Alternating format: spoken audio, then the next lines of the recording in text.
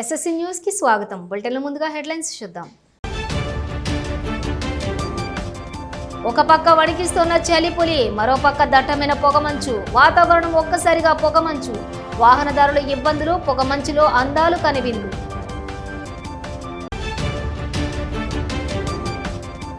Telangana short film makers welfare association ఆధ్వర్యంలో క్రీడా పోటీలు. గెలుపొందిన వారికి బహుమతులు ప్రదానం. నగరపాలక సంస్థ పరిధిలో 66 డివిజన్లలో ఇటీవల ప్రచురించిన ఓటరు జాబితా తప్పులు తడకగా ఉందని, ఓటరు జాబితాను సవరణ చేయాలని కోరుతూ నేడు బీఆర్ఎస్ పార్టీ నగర శాఖ అధ్యక్షులు చెల్లా హరిశంకర్ ఆధ్వర్యంలో మున్సిపల్ కమిషనర్ ప్రఫుల్ దేశాయ్ని వారి కార్యాలయంలో కలిసి వినతి పత్రం అందజేసిన నగర బీఆర్ఎస్ అధ్యక్షులు చెల్లా హరిశంకర్. ఈ సందర్భంగా వారు మాట్లాడుతూ ఈ నెల 1వ తారీఖున ప్రచురించబడిన ముసాయిదా ఓటర్ల జాబితాను పరిశీలించగా అందులో అనేక లోపాలు మరియు తప్పులు ఉన్నట్లుగా మేము గుర్తించామని, ఈ లోపాల కారణంగా ఎన్నికలలో పోటీ చేయు అభ్యర్థులు మరియు ప్రజల్లో చాలా గందరగోళం ఏర్పడే అవకాశం ఉంటుందన్నారు. ఒకే ఇంటి నంబర్కు సంబంధించిన అన్ని ఓటర్లు ఒకే చోట నమోదు చేయాలని, ప్రస్తుతం ఒకే ఇంటిలో నివసిస్తున్న కుటుంబ సభ్యుల ఓటర్ వివరాలు వేర్వేరు చోట్ల నమోదు కావటం వల్ల అనేక సమస్యలు ఎదురవుతున్నాయన్నారు. అదేవిధంగా ఇతర వార్డులకు చెందిన ఓటర్లు తప్పుగా కొత్త వార్డుల జాబితాలో చేర్చడం వల్ల అది డీలిమిటేషన్ సరిహద్దులకు విరుద్ధంగా ఉండి ఓటర్లు సరైన వార్డు గుర్తింపును ఇబ్బంది కలుగుతుందన్నారు. ఇక అదేవిధంగా ఇంటి నెంబర్లు లేకుండా కొందరు ఓటర్ల పేర్లు జాబితాలో చేర్చడం వల్ల వారి నివాస ప్రాంతాన్ని నిర్ధారించలేని పరిస్థితి నెలకొందని, ఎన్నికలలో పోటీ చేయు అభ్యర్థులకు అదే పరిస్థితి ఏర్పడిందన్నారు. దీనివల్ల తుది ఓటర్ల జాబితా ఖచ్చితత్వంపై సందేహాలు కూడా కలుగుతున్నాయని పేర్కొన్నారు. అత్యంత ముఖ్యంగా GOMS number 144 municipal administrations department 21/6/2025న మీరు ప్రతిపాదించినటువంటి డీలిమిటేషన్ ప్రక్రియలోని స్పష్టంగా నిర్ణయించిన వార్డు సరిహద్దులు మరియు ఇంటి నంబర్లు ఎక్కడి నుండి ఎక్కడి వరకు అనేది అందులో ఇవ్వటం జరిగింది. ఇప్పుడు వాటికి సంబంధించిన ఓటర్లు ప్రస్తుత ముసాయిదా జాబితాలో కనిపించడం లేదన్నారు. ఇన్ని లోపాల్లో ఉన్న ఓటర్ జాబితాను సరిదిద్దాలని డిమాండ్ చేశారు. దాంతో పాటుగా తప్పుగా చేర్చబడిన ఇతర వార్డుల ఓటర్లను తొలగించి, ఇంటి నంబర్లు లేని ఓటర్లను తొలగించి డీలిమిటేషన్ ప్రక్రియలో నిర్ణయించిన సరిహద్దులు మరియు ఇంటి నంబర్ల ప్రకారం ఓటర్ల జాబితాను సరిదిద్ది ఖచ్చితమైన మరియు సక్రమమైన తుది ఓటర్ల జాబితాను ప్రచురించవలసిందిగా కోరారు. ఈ కార్యక్రమంలో నగర బీఆర్ఎస్ పార్టీ అధ్యక్షులు చెల్లా హరిశంకర్, ఆయా డివిజన్ల మాజీ కార్పొరేటర్లు, డివిజన్ల అధ్యక్షులు, టీఆర్ఎస్ పార్టీ ముఖ్య నాయకులు తదితరులు పాల్గొన్నారు.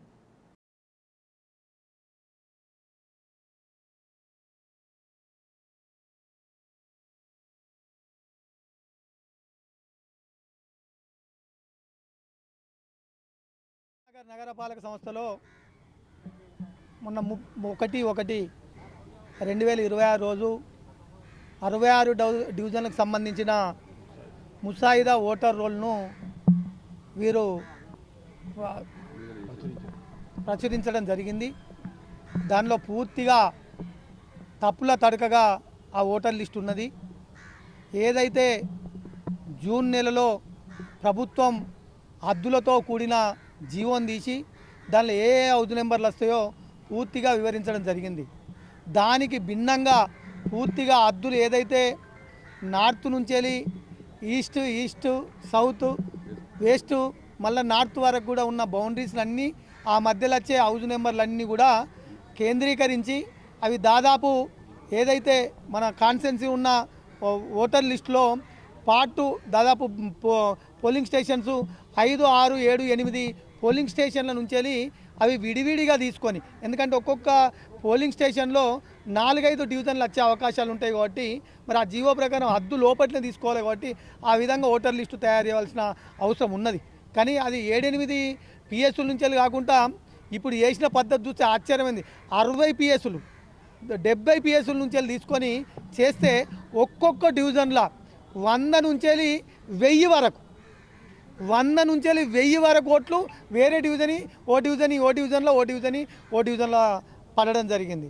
దాని మీద ఇలా బీఆర్ఎస్ పార్టీ ఆధ్వర్యంలో కరీంనగర్ కమిషనర్ గారిని కలిసి మా గౌరవ మాజీ బీఆర్ఎస్ పార్టీ కార్పొరేటర్లు, డివిజన్ ఇన్ఛార్జీలు, మరి అదేవిధంగా డివిజన్ అధ్యక్షులు, నాయకులు అందరం కలిసి వారికి రిప్రజెంటేషన్ చేయడం జరిగింది. మరి ఆ ఒక్కొక్క డివిజన్లో 100 నుంచి వెళ్ళి 1000 ఓట్లు ఈ విధంగా వేరే డివిజన్లు వచ్చినట్టయితే చాలా కన్ఫ్యూజ్గా మరి ఎలక్షన్ జరిగే అవకాశం ఉంటుంది కాబట్టి కరీంనగర్ జిల్లా ఉప రవాణా శాఖ అధికారి పి పురుషోత్తం ప్రత్యక్ష పర్యవేక్షణలో జాతీయ రహదారి భద్రతా మాసోత్సవాలు ఘనంగా కొనసాగుతున్నాయి. నగరంలోని పలు చోట్ల వాహనాలను తనిఖీ చేశారు. కార్ల డ్రైవర్లు సీట్ బెల్టులు ధరించారని, సీట్ బెల్ట్ ధరించినందుననే అధిక శాతం మంది డ్రైవర్లు మరణిస్తున్నారని, వాహనాల డ్రైవర్లకు సీటు బెల్ట్ ధరించడంపై అవగాహన కల్పించారు. ఈ కార్యక్రమంలోని DTO Srikanth Chakravarthi, MVI Ravikumar, AMVI హరితలతో పాటుగా Rakshana road safety foundation coordinator doctor Neelam Sampath, రవాణా శాఖ సిబ్బంది మరియు traffic police SI of police Prasad, traffic police సిబ్బంది పాల్గొన్నారు. పెద్దపల్లి జిల్లా కేంద్రంలోని ఐటీఐ మైదానం Maruthi electricals Lubi pump set క్యాలెండర్లను ఐటీఐ వర్కర్స్ అసోసియేషన్ సభ్యులు ఆవిష్కరించారు. ఈ సందర్భంగా మాట్లాడుతూ మారుతి ఎలక్ట్రికల్ పంప్ సెట్ ఆధ్వర్యంలో క్యాలెండర్ డైరీస్ అందించడం సంతోషంగా ఉందని అన్నారు. ఈ కార్యక్రమంలోని పలువురు పాల్గొన్నారు.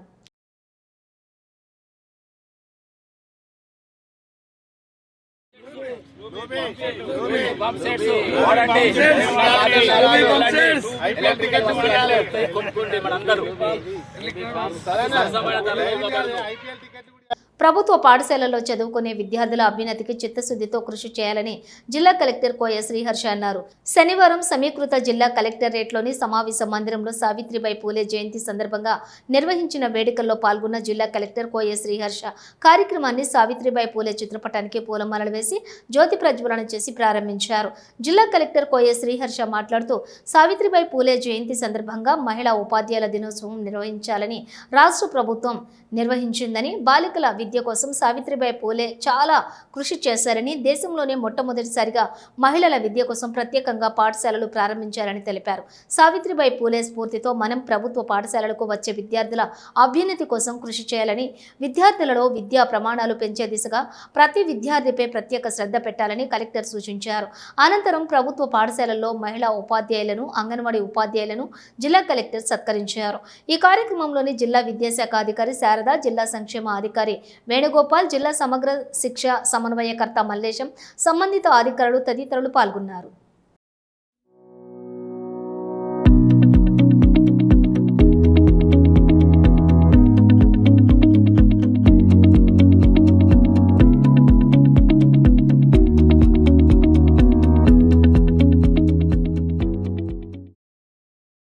కరీంనగర్ జిల్లా తిమ్మపూర్ మండలం ఎల్ఎండి కాలనీ గల శ్రీ చైతన్య కళాశాల ప్రాంగణంలో ఈరోజు Telangana short film makers welfare association ఉమ్మడి కరీంనగర్ జిల్లా 5వ వార్షికోత్సవం సంబరాల్లోని భాగంగా కీర్తిశేషులు కాసర్ల భూలక్ష్మి హనుమంతు దంపతుల స్మారకార్థం కళాకారులకు వివిధ క్రీడా పోటీలు, క్రికెట్ టోర్నమెంట్ నిర్వహించారు. ఈ పోటీలను హనుమంతు కుమారులైన కాసర్ల విజయ్ కుమార్, కాసర్ల శ్రవణ్ కుమార్లు హాజరై ఘనంగా ప్రారంభించారు. ఈ కార్యక్రమం 3 రోజుల పాటు కొనసాగుతుందని, అనంతరం గెలుపొందిన వారికి బహుమతులు ప్రదానం కరీంనగర్ కళాభారతిలో చేయనున్నట్లుగా నిర్వాహకులు తెలిపారు. ఈ కార్యక్రమంలోని టీఎస్ఎఫ్ఎండబ్ల్యూఏ గౌరవ అధ్యక్షులు అసంపల్లి శ్రీనివాస్, జిల్లా అధ్యక్షులు సీతామహాలక్ష్మి, ప్రధాన కార్యదర్శి నడిమెట్ల గణేష్, ఉపాధ్యక్షులు లోకిని కుమార్, తిప్పరి ప్రభు, సదన్ యాదవ్, అనితారాజ్, వాయు కుమార్, సభ్యులు షేక్ బాబా, మహమ్మద్ షకీల్, కనకారెడ్డి, రాజకుమారు, బాబుసింగ్లతో పాటుగా కళాకారులు, క్రీడాకారులు తదితరులు పాల్గొన్నారు.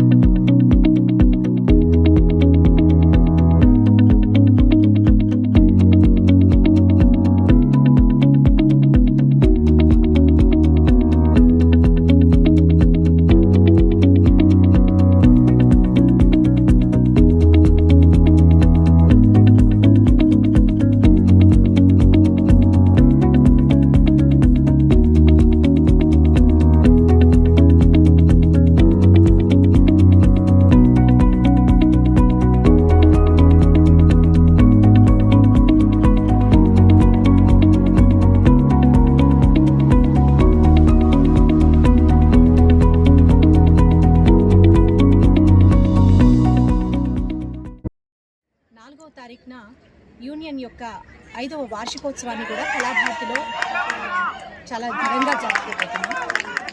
ఈ సందర్భంగా మేము షార్ట్ ఫిల్మ్ కాంపిటీషన్స్ కూడా ఏర్పాటు చేయడం జరిగింది. దీనికి శ్రీ చైతన్య కాలేజ్ యాజమాన్యం కూడా మాకు గ్రౌండ్ని అందించడం జరిగింది. Part of this tournament actually చాలా అద్భుతంగా ఇక్కడ నిర్వహిస్తున్నారు ఈ టోర్నమెంట్ను.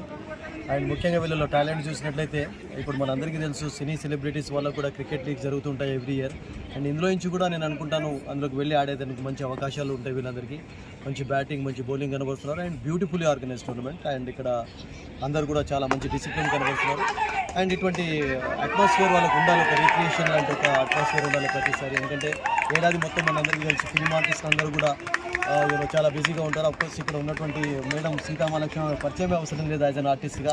అండ్ గణేష్ గారు సెక్రటరీ ప్రభు వీళ్ళందరి ఆధ్వర్యంలో చాలా అద్భుతంగా ఇక్కడ నిర్వహిస్తుంటారు. 3 తారీఖు రేపు 4వ తారీఖున కూడా కళాభారతిలో short film competitions plus cultural programmes అక్కడ ఏర్పాటు చేస్తున్నాం. ఇవాళ కూడా అద్భుతమైన నిన్న ఇవాళ ఆట ప్రదర్శన ఇక్కడ చేస్తున్నారు కళాకారులు, క్రీడాకారులు మరియు వారి బంధువులు, మిత్రులు అందరూ కూడా. గత వారం 20 రోజులుగా విపరీతమైన చలితో ఉన్నటువంటి వాతావరణం ఒక్కసారిగా పొగమంచుతో కప్పుకుపోయి కాశ్మీర్ జిల్లాగా మారిపోయింది. ఉదయం 8 గంటలు దాటినా కూడా సూర్యుడు రాకపోయేసరికి రోడ్లపై వెళ్లే వాహనదారులు పొగమంచులో లైట్లు వేసుకుని వెళ్లే పరిస్థితి నెలకొంది. రాజీవ్ రహదారిపై కిలోమీటర్ మేర వాహనాలు కనబడకపోవడంతో తీవ్ర ఇబ్బందులు పడుతున్న వాహనదారులు గతంలో ఎన్నడూ చూడని విధంగా మంచు కురుస్తోందని స్థానికులు అంటున్నారు. పట్టణంలోని mini tank bund, Yellamma Gundamma చెరువు అందాలను వీక్షించేందుకు ప్రకృతి ప్రేమికులు ఉదయమే చేరుకుంటున్నారు. చలికి వాకింగ్ కు రాని ప్రజలు పొగమంచులో వాకింగ్ చేస్తూ అందాలను కనువిందు చేశారు.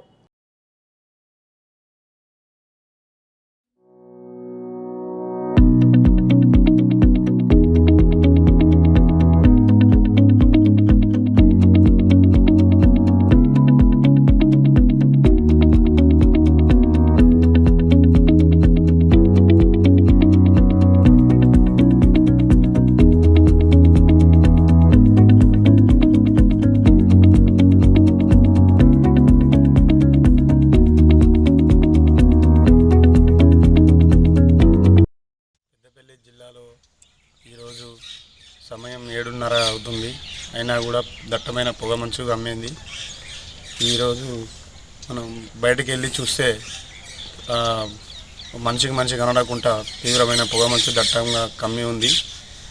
మనం ప్రజలు పొలాలకు వెళ్ళాలనుకుంటే తీవ్ర ఇబ్బంది అవుతుంది. ఒకరికొకరు కనబడకుండా బాగా పొగమంచు కమ్మేసింది. ఇప్పుడు మన ఈ వాతావరణం చూస్తుంటే మనం కాశ్మీర్లో ఉన్నట్టుగా కనిపిస్తుంది. అందాలు మొత్తం మంచు పొగ కమ్మేసి ఉంది. దట్టమైన పొగ మంచు చాలా బ్యూటిఫుల్గా అనిపిస్తుంది. కానీ ప్రజలు తీవ్రంగా ఇబ్బంది పడుతున్నారు. సిద్దిపేట మండలం మిట్టపల్లిలోని కస్తూర్బా గాంధీ బాలికల గురుకుల పాఠశాలలో 7వ తరగతి చదువుతున్న హర్షిత అనుమానాస్పదంగా మృతి చెందింది. బాలిక స్వగ్రామం బెజ్జంకి మండలం కల్లేపల్లి కాగా రాత్రి 3 గంటల ప్రాంతంలో మృతి చెందినట్లుగా సమాచారం. ఘటనను స్కూల్ యాజమాన్యం గోప్యంగా ఉంచిందన్న ఆరోపణలు కూడా ఉన్నాయి. మృతదేహాన్ని సిద్దిపేట ప్రభుత్వ ఆసుపత్రి మార్చురీకి పోస్టుమార్టం నిమిత్తం తరలించారు. ఈ ఘటనలో విద్యార్థిని కుటుంబ సభ్యులు శోకసంద్రంలో మునిగిపోయి తల్లిదండ్రులు బోరున విలపించారు. సిద్దిపేట జిల్లా బెజ్జంకి మండలం కల్లేపల్లి గ్రామానికి చెందిన గుర్రాల తిరుపతి రెడ్డికి 2 కూతుళ్లు. పెద్ద కూతురు వర్ష 9వ తరగతి, చిన్న కూతురు శ్రీ హర్షిత 7వ తరగతి అదే పాఠశాలలో చదువుతున్నారు. తనకు రాత్రి 10 గంటల ప్రాంతంలోని ఫోన్ రాగా హుటాహుటిన వెళ్లేసరికి తన కూతురు మృతి చెంది ఉందని బోరున విలపిస్తూ తెలిపాడు. ఆరోగ్యంగా ఉన్న తన కూతురు ఎలా మృతి చెందిందో తనకు తెలియదన్నారు. తన కూతుర్ని గత సోమవారం రోజు కలిశానని ఆయన విలపిస్తూ తెలిపాడు. సిద్దిపేట జిల్లా కేంద్రం సమీపంలోని మిట్టపల్లి గ్రామం వద్ద ఉన్న గురుకుల పాఠశాలలో చదువుతున్న విద్యార్థిని మృతికి సిబ్బంది కారణమని సిద్దిపేట జిల్లా బెజ్జంకి మండలం కల్లేపల్లి గ్రామ సర్పంచ్ బిగుళ్ల మోహన్ ఆరోపించారు. శనివారం జిల్లా కేంద్రంలోని ప్రధాన ప్రభుత్వ ఆసుపత్రిలో విద్యార్థిని మృతదేహాన్ని పరిశీలించారు. ఈ సందర్భంగా ఆయన మాట్లాడుతూ విద్యార్థిని మృతికి గల కారణాలను సమగ్ర విచారణ చేపట్టాలని సంబంధిత జిల్లా మంత్రికి, జిల్లా కలెక్టర్కు వినతి పత్రం అందిస్తామని తెలిపారు. మృతి చెందిన విద్యార్థిని కుటుంబానికి ప్రభుత్వం అన్ని విధాలుగా ఆదుకోవాలని డిమాండ్ చేశాడు.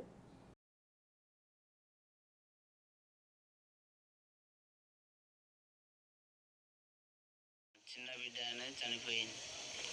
హాస్టల్లో వేసింటే మేడం ఫోన్ చేసి మీ బిడ్డ కళ్ళు తిరిగి అడం పడిపోయిందని ఫోన్ చేశారు. 10కి ఫోన్ చేసేసరికి దవాఖాన తీసుకుపోతున్నాం రాని అంటే మేము దవాఖాన పోయేసరికి డెడ్ బాడీ అయింది, చనిపోయాను. సూరూప్ అని మిట్టపల్లి.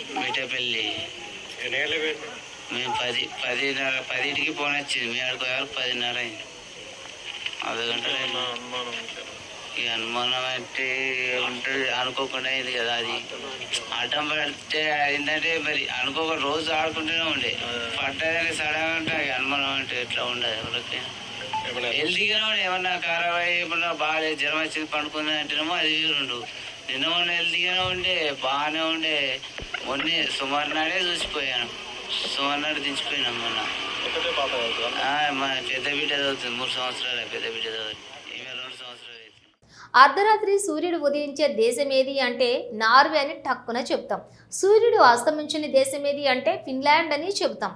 మనకున్న జనరల్ నాలెడ్జ్ని చూసి మురిసిపోతాం. కానీ ఉమ్మడి కరీంనగర్ జిల్లాలో ఆలస్యంగా సూర్యుడు ఉదయించి త్వరగా అస్తమించే గ్రామం ఏది అంటే మాత్రం నీళ్లు నములుతాం. అలాంటి గ్రామం కూడా ఉందా అంటూ బిక్కముఖం పెడతాం. అవును, కరీంనగర్ ఉమ్మడి జిల్లాలో సాయంత్రం ఎరుగని ఓ గ్రామం ఉంది. అందుకే ఆ గ్రామం 3 జాముల గ్రామంగా పేరుగాంచింది. ఉమ్మడి జిల్లాలో కొలువైన ఆ గ్రామం, అక్కడ విశేషాలేంటో తెలుసుకోవాలంటే మనం అక్కడికి వెళ్లాల్సిందే. ఇది పెద్దపల్లి జిల్లా సుల్తానాబాద్ మండలం కొదురుపాక. అదేనండి మనం ముద్దుగా పిలుచుకునే 3 జాముల కొదురుపాక. ఈ గ్రామం కరీంనగర్ జిల్లా కేంద్రానికి 35 కిలోమీటర్ల దూరంలో, పెద్దపల్లి జిల్లా కేంద్రానికి ఊతవీటు దూరంలో కొలువై ఉంది. ఆహ్లాదకరమైన వాతావరణం, పచ్చని పొలాలు, చెట్లు, చుట్టూ 4 కొండలు, పచ్చని ప్రకృతి మధ్య అలరారే గ్రామం ఇది.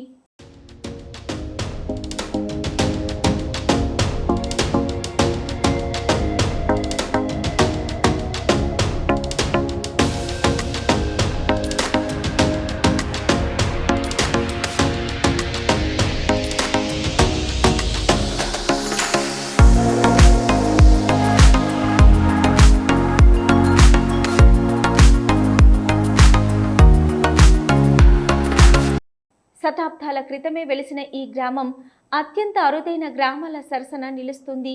చుట్టూ ఉన్న పాముల బండ గుట్ట, గొల్లగుట్ట, రంగనాయకుల గుట్ట, దేవునిపల్లి గుట్ట, ఈ 4 గుట్టలు కొదురుపాక గ్రామానికి ప్రత్యేకతను తీసుకొచ్చాయి. తూర్పున ఉన్న గొల్లగుట్ట గ్రామానికి అడ్డుగా ఉండడంతో ఇక్కడ సూర్యోదయం ఆలస్యంగా ఉదయం 8 గంటలకు, పడమటినే ఉన్న రంగనాయకుల గుట్టలో సూర్యాస్తమయం త్వరగా 4 గంటలకే అవుతుంది. దీంతో గ్రామంలో సాయంత్రం కాకుండానే చీకట్లు ముసురుకుంటాయి. ఇళ్లలో లైట్లు వెలుగుతాయి.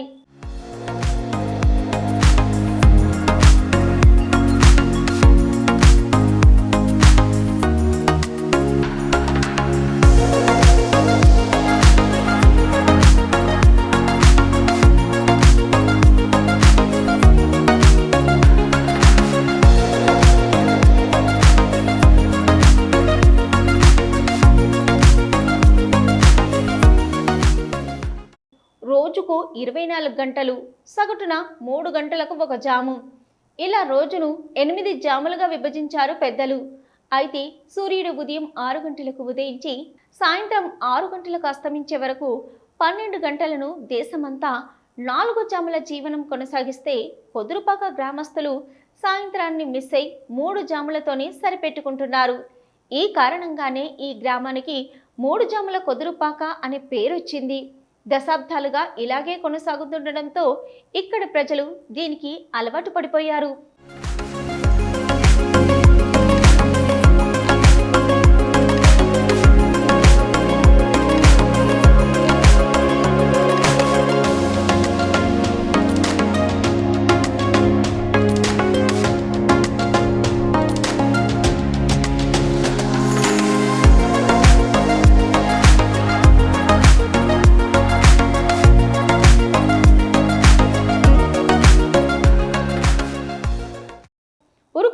జీవితం గడిపే వాళ్ళని సిటీలో చూస్తుంటాం. కానీ కొదురుపాక గ్రామస్తుల లైఫ్ స్టైల్ కూడా అదే విధంగా హడావిడిగా ఉంటుంది. కారణం ఇక్కడి సూర్యోదయం, సూర్యాస్తమయాలి. ఆ గ్రామానికి వెళ్తే ఉదయం పెందలడే లేచేవారు. అక్కడ ఆలస్యంగా లేవలసిందే. టైం అవుతుందని మాటి మాటికి వాచ్ చూసుకొని కంగారు పడవలసిన అవసరం లేదు. ఎందుకంటే ఇక్కడికి సూర్యుడు ఆలస్యంగా వస్తాడు. అప్పటి వరకు తెల్లారదు కాబట్టి ఇప్పుడే తెల్లారింది కదా, కాసేపు ఆగి పని మొదలు పెడదామనుకుంటే అది కూడా కుదరదు. ఇక్కడ పగటి సమయం చాలా తక్కువ, పైగా త్వరగా చీకటి పడిపోతుంది. కాబట్టి సూర్యుడు రాగానే పని మొదలు పెట్టేస్తారు. అంతేకాకుండా ఇతర ప్రాంతాలకు పనిపై వెళ్ళిన వారు కూడా వీలైనంత త్వరగా ఊరికి చేరుకునే ప్రయత్నం చేస్తారు. ఎక్కడా లేని విచిత్రంగా మా కుదురుపాక ఊర్లో పొద్దున్న మార్నింగ్ 9 గంటలకే మాకు తెల్లారుతుంది. అందరికీ మార్నింగ్ ఈవినింగ్ తెల్లారితే మాకు 9 గంటలకు తెల్లారుతుంది. సాయంత్రం 3 గంటలకే పొద్దుకుతుంది మాది. అంటే ఒక తెలంగాణ కాకుండా మన మొత్తంలో దేశం మొత్తంలోనే ఇట్లాంటి ఊరు ఎక్కడా లేదు. 3 గంటలకే కొదురుపాకలో పొద్దుగుతుంది. అదేవిధంగా ఈ పడమర రంగనాయకుల స్వామి గుట్ట చేయడం వలన 3-3:30 వరకే తూర్పున గొల్లగుట్ట చేయబట్టి పొద్దున 8:30-9 గంటలకు ఉదయిస్తుంది. అదేవిధంగా దక్షిణాన పామణ గుట్ట చేయబట్టి కూడా అదవుతుంది. వచ్చేటోళ్ళు పోయేటోళ్ళు చుట్టాలకు సుతా అది ఈ గుట్టను చూసుకుంటేనే నీడకు చూసుకుంటే ఏం చేస్తారంటే కొద్దిగా పొద్దుపోతుంది కానీ తొందరగా వెళ్తారు. టైం చూసుకుంటేనే మనకు ఇది 3 అవుతుంది అనిపిస్తుంది, కానీ ఇటు చూసేటోళ్ళకి ఏమవుతుందంటే 4:30-5-6 గంటల సమయం లెక్క ఏర్పడుతుంది మాకు ఆ నీడతోని. అయితే ఎందుకంటే దాన్ని చూడటంతా మన దేశంలో చూస్తే ఒకటి చరిత్ర గల ఊరే మాది. ఎందుకంటే ఇది ఇటు పామణగుట్ట రంగనాయకుల గుట్ట మధ్యలో ఒకటి లోయకుంట అనే చెరువు ఉన్నది. అదే రంగనాయకుల గుట్ట పక్క పొంటి మంచి 2 దేవుళ్ళ గుళ్ళు ఉన్నాయి, శివాలయం ఉన్నది, హనుమాన్ గుడి ఉన్నది, పక్క పొంటి ఒక చెరువు ఉన్నది. ఈ 2 గుట్టల నడుమ ఈ వీటితో లొకేషన్ మాకు మంచిగా కనబడుతుంది. చుట్టూ పొలాలు ఉన్నాయి, చిన్న విలేజ్, ఊరు చుట్టూ పచ్చని తోరణాలతో ఏర్పడ్డట్టు ఉంటుంది ఎప్పటికి చూసినా కానీ. గ్రామంలో శాతవాహన జైనుల కాలం నాడు నిర్మించిన రాజరాజేశ్వర స్వామి, నంబుల అద్రీశ్వర స్వామివారి ఆలయాలు కూడా ప్రత్యేక ఆకర్షణగా నిలిచి ఆధ్యాత్మికతను పంచిపెడుతున్నాయి. శిథిలావస్థకు చేరుకున్న రాజరాజేశ్వర స్వామివారి ఆలయాన్ని బాగు చేసి పూజలు జరిగేలా చేసినప్పటికీ నంబులాధీశ్వర స్వామివారి ఆలయంలో పూజలు నిత్యం కొనసాగుతుంటాయి. ఇక్కడ కొలువైన స్వామివార్లను దర్శించుకునేందుకు సుదూర ప్రాంతాల నుండి తరలివచ్చిన వారు సాయంత్రం 4ంటికే చీకటి పడ్డం చూసి ఆశ్చర్యపోతారు.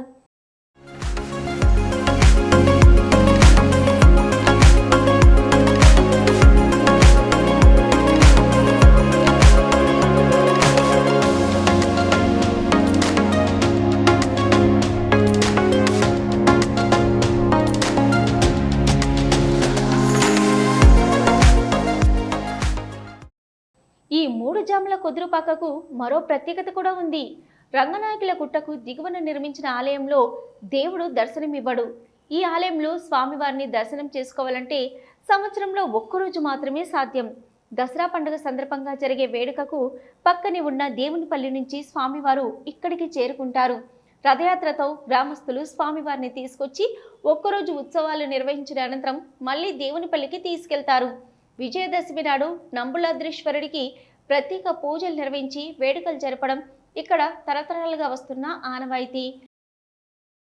మన సుల్తానాబాద్ మండలంలో కుదుర్పాక అనే గ్రామంలో లక్ష్మీ నంబులాద్రి స్వామి దేవాలయం ఉంది. అక్కడ లక్ష్మీ నంబులాద్రి స్వామి అని ఎందుకంటారంటే నంబులు ఆ కొండపైన నివసిస్తూ ఉండేవాళ్ళు. నంబులు అంటే పూజారులు, 108 మంది శ్రీ వైష్ణవులు ఉండేవాళ్ళు కనుక దాన్ని నంబులాద్రి అని చెప్పడం జరిగింది. అయితే అక్కడ విశిష్టత ఏంటంటే ప్రతి సంవత్సరం కూడా విజయదశమికి స్వామివారు నిమ్మనపల్లి నుంచి కుదురుపాక గ్రామానికి వెళ్ళడం జరుగుతుంది. అంటే నంబులాద్రి స్వామి క్షేత్రానికి కుదురుపాక గ్రామానికి మధ్యలో ఒక వాగు ఉంటుంది. వాగు యువతలనేమో దేవాలయం ఉంది, వాగవతలకి విజయదశమి రోజు వెళ్తాడు స్వామి. ఎందుకంటే ఆ స్వామివారు మొట్టమొదటగా వెలిసింది కుదురుపాక అనే గ్రామంలో, అంటే వాగు అవతల గ్రామంలో వెలిసినాడు కనుక ప్రతి విజయదశమి రోజు స్వామివారు అక్కడికి వెళ్లి ఆ రోజు అక్కడుండి మరలా ఈ లక్ష్మీ నంబులాద్రి స్వామి క్షేత్రానికి చేరుకోవటం జరుగుతుంది. ఆహ్లాదకరమైన వాతావరణంతో అలరారుతున్న మా గ్రామానికి హుసేనిమియా వాగు ప్రత్యేక ఆకర్షణగా నిలుస్తుందంటున్నారు గ్రామస్తులు. 4 గుట్టలు హుసేనిమియా వాగును కలుపుతూ రోప్ వేను ఏర్పాటు చేస్తే పర్యాటకులు పెరిగి కుదురుపాకతో పాటు పెద్దపల్లి జిల్లా మరింత అభివృద్ధి చెందే అవకాశం ఉందంటున్నారు. అంతేకాకుండా ఇక్కడి వారికి ప్రత్యక్షంగా పరోక్షంగా ఉపాధి పెరిగే అవకాశం ఉంటుందంటున్నారు. పాలకులు ఈ దిశగా చర్యలు తీసుకోవాలని కోరుతున్నారు.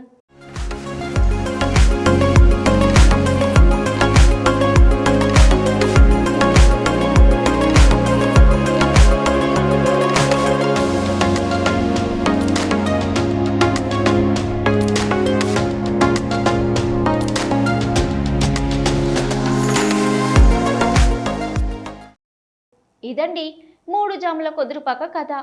ఆలస్యంగా సూర్యోదయం, త్వరగా సూర్యాస్తమయంతో సాయంత్రం లేకుండా నిలుస్తున్న గ్రామాన్ని పాలకులు పర్యాటకంగా అభివృద్ధి చేయాలని కోరుకుందాం. ఎక్కడో నెలకొన్న వింతలు విశేషాలు కాకుండా మన పిల్లలకు కొదురుపాకలో నెలకొన్న భౌగోళిక పరిస్థితులపై అవగాహన కల్పిద్దాం.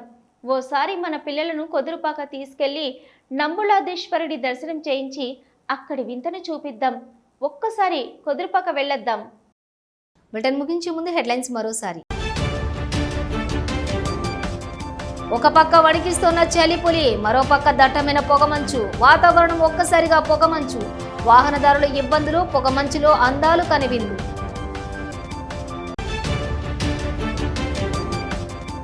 Telangana short film makers welfare association ఆధ్వర్యంలో క్రీడా పోటీలు. గెలుపొందిన వారికి బహుమతులు ప్రదానం. ఇవి బులెటిన్ డీటెయిల్స్. చూస్తూనే ఉండండి SSC న్యూస్.